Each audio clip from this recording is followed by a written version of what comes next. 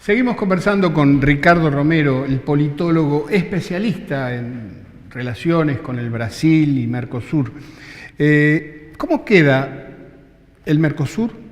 Sí. ¿Cómo queda la Argentina?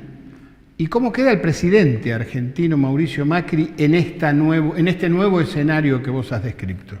Fue raro, Bolsonaro no quiso venir al G20, había sido invitado y Temer medio que lo quería traer, no quiso venir para acá. Temer no plantea un marco de alianzas regionales de esta característica, ni siquiera con Argentina, y bastante belicoso con Venezuela, ¿no? Ahí están todos expectantes y con miedo, con preocupación de una acción militar hacia Venezuela. Esto es gravísimo lo que podría pasar ahí. Y respecto de la Argentina, los lazos que se tenían en términos comerciales están en discusión al menos, y no es una alianza estratégica que estaría buscando en este momento Bolsonaro, algo que venía en continuidad con Brasil, cualquiera fuera su gobierno, ¿no? Se puede decir cualquier cosa menos que va a afianzar el Mercosur. Pareciera que no, y además la actitud de Macri también, no sé si fue por querer seguir descansando, no mandó tampoco a Michetti, con lo cual mandar a personajes de segunda línea es una actitud política. Claro. Y en ese sentido hay que ver qué va a pasar, más allá de que dicen que va a haber un encuentro íntimo, que supuestamente le van a levantar de nuevo el vínculo y van a ver qué pasa. No sería de las prioridades para Brasil en este momento, el Brasil de Bolsonaro, ¿no? Hoy se ha hablado mucho, estuve escuchando por radio y algunos especialistas, esta idea de que la aparición de Bolsonaro corre a Macri de las preferencias en política latinoamericana de los Estados Unidos. ¿Es cierto esto o es un poquitito sobreactuado?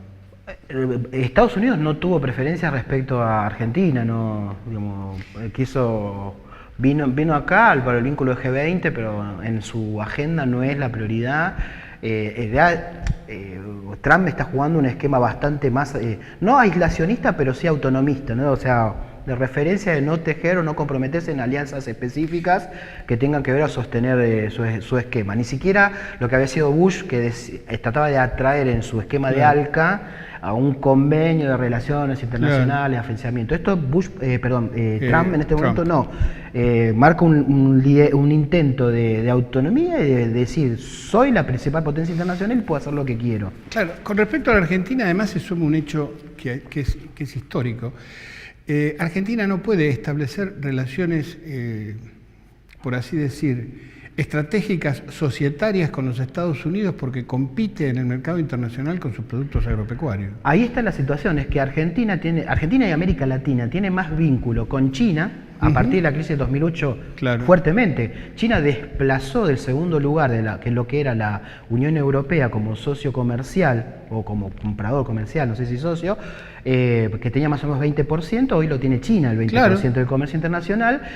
Lo que sí es dependiente financiero. Yo creo que la figura de triángulo que había utilizado Rapoport para los años 20-30 para la Argentina, ¿no? Ese triángulo financiero con Estados Unidos y de dependencia económica con Gran Bretaña para la Argentina, se repite con otro esquema, ¿no? Con China en este momento, ¿no? Es dependiente económicamente de las exportaciones hacia China, pero también dependientemente financieramente de los Estados Unidos. Y es una contradicción de tensión muy fuerte, ¿no? Claro. Que hay que ver financieramente con los Estados Unidos, ¿por qué? Por el esquema de financiamiento que tiene Estados Unidos, más allá que la base monetaria argentina, un tercio de su base monetaria, más casi 10.000 millones de dólares, está en el esquema swap que pusieron los chinos. Que pusieron los chinos, que tiene que ver con su relación comercial. No necesitan dólares para comprarle a China, necesitan yuanes para comprarle a China, ¿no? Claro. Entonces la base monetaria, si vos la acumulas en dólares, tú podés respaldar tu moneda, pero por las transacciones internacionales podés hacer acuerdos que tengan que ver con un esquema en que incluso hoy está discutiéndose el sistema de patrón dólar, perdón. De patrón dólar. Donde Putin y Jinping están planteando mecanismos en los cuales se salga con la mediación del patrón dólar, claro, como mecanismo de intercambio, con lo cual Argentina tiene esta tensión de buscar golpear la puerta para ver si le puede vender limones, para decir una figura gráfica, es un poco lo que y en realidad no le compran nada, es más, les restringe cada vez peor, es más. ¿Y qué va a pasar en esta situación que describís con respecto a la poca importancia que le asigna hasta el momento al Mercosur con nuestra industria automotriz? Porque eso puede significar que Brasil decida empezar a comprar autos ya no en la Argentina, en esa cadena de integración que se formó entre la industria automotriz brasileña y la Argentina, y comprar autos, qué sé yo, en Corea, en Japón, en Alemania. Sí, son marcos imbricados, ¿no? Porque son competitivos, porque en cierta medida eran complementarios. Por ejemplo, en la industria automotriz eran complementarios, claro, porque ciertas lógicas metalmecánicas se hacían en Brasil, ciertas Exacto. lógicas de alta tecnología en Argentina por el perfil de la fuerza de trabajo de la Argentina, claro, y los costos que le daban. Y ahí, si uno va viendo industria por industria, hay ciertas complementariedad, ¿no? La industria del jugo, claro, ¿no? sintético, etcétera. Este esquema también es difícil de desarticular de la noche a la mañana, claro, vale decirlo. Lo que sí, ahí el Mercosur empieza con el PICE, con un acuerdo de acercamiento muy fuerte, que había comenzado, digámoslo, también con las dictaduras militares complementarias. Sí, señor, claro. Lo que hace Alfonsín y Sarney es un giro también en el esquema de cooperación política, y lo que termina consolidando tanto Fernando Henrique con Carlos Menem es un esquema de complementariedad económica, claro, muy fuerte en Mercosur, cuando en ese momento ambos países tenían una política, Argentina de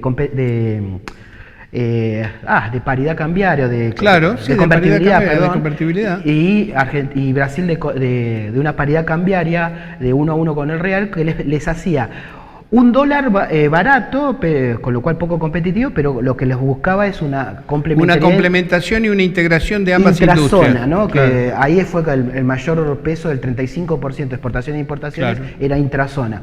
Esto lo que provoca también es una imbricación entre las industrias y los esquemas regionales por sectores. Claro. Esto es difícil, es un punto a ver, son discusiones en mesas técnicas que va a tener, yo creo que no se va a ver. No está escrito eso. No está escrito. Sí, lo que se descomplementan es algunos acuerdos que se buscaban en términos más culturales, políticos, sociales, ¿no? De circulación, de reconocimiento rápido de títulos, de patentes, todas estas cosas es por ahí lo que se va a retraer en términos de vinculación, y hay que ver si Brasil los busca en otro lugar. Claro. Son competitivos, no son complementarios con la industria automotriz coreana o japonesa, claro, son competitivos.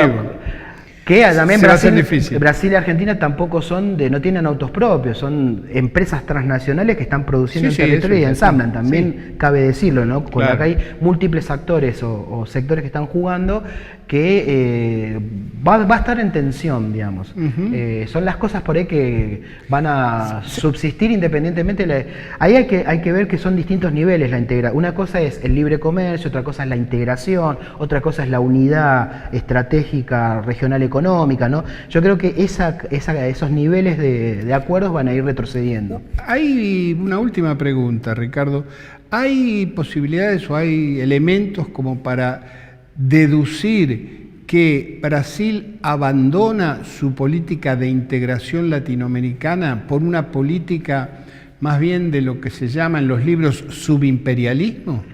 Puede ser, también dentro, no tanto de la verborragia bolsonarista en este momento, pero al interior de las Fuerzas Armadas de Brasil, etcétera, hay cierto esquema pan-brasileño respecto de la región, que puede tratar de imponer ciertas condiciones sobre la región, ya no de una lógica meramente de hermandad latinoamericana, sino de imposición de necesidades de la clase dominante brasileña, que no es lo mismo. Claro. ¿No? Y en esos términos quizás juegue, en tensión también a que ver con los intereses que pueda tener Estados Unidos sobre la región, ¿no? Sobre la región. Hoy aparecen como tirándose flores. ¿Y hay una integración muy grande entre el ejército, las Fuerzas Armadas brasileñas y las Fuerzas Armadas o las políticas militares norteamericanas? Hoy no, justamente. Hoy no. Hoy no. Y generalmente también en tensión, las Fuerzas Armadas brasileñas eran muy nacionalistas y autónomas de Estados Unidos respecto a esa relación. Tenían bastante resquemor de seguir, al menos a un seguidismo, estilo relaciones carnales, ¿no? Con Estados Unidos, sí de acuerdos geoestratégicos, ¿no? De hecho, ellos en cierta medida veían con preocupación las acciones que podían tener en Colombia, en Ciudad del Este, claro, ¿no? Como banda. De hecho, también algunos dicen que no verían, porque la necesidad de una intervención militar a Venezuela es más de Estados Unidos. De Estados Unidos que de Brasil. Pero que no verían, en ese nacionalismo brasileño, no verían que Bolsonaro proceda a hacer algo de esas características. Pero está en tensión. Está en tensión. Sí, ha aumentado la tensión en la región. Eso es así. Gracias, Ricardo, por tu visita. Muchas gracias y estamos siempre a disposición. Igualmente. Ha sido el amigo Ricardo Romero, politólogo, hablándonos sobre las nuevas situaciones que se generan a partir de la presidencia de Jair Bolsonaro en la República Federativa do Brasil.